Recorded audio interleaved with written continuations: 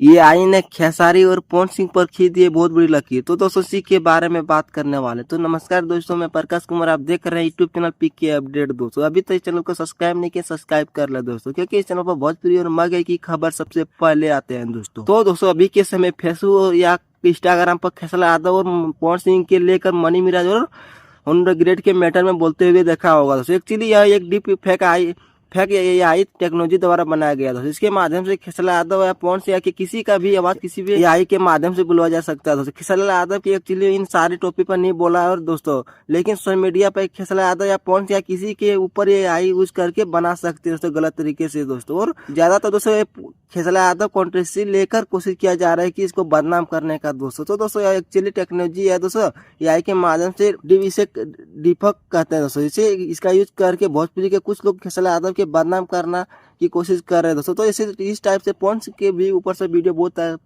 तरीके से वायरल किए जा रहे हैं दोस्तों, जो कि मनी मिराज क्रिएट कंट्रोवर्सी लेकर दोस्तों, जो कि दोस्तों पता नहीं दोस्तों इन सारी चीजों पर ध्यान नहीं देंगे तो ज्यादा ही बेहतर है दोस्तों, क्योंकि ये आई तो भगवान नहीं जाने तो क्या कर सकता है आई, आप आगे चलकर देखिएगा आप लोग। तो दोस्तों आप लोग कमेंट जरूर बताइए, वीडियो कैसा लगा जरूर बताइए। तो आपको मिलते हैं नेक्स्ट वीडियो में। धन्यवाद।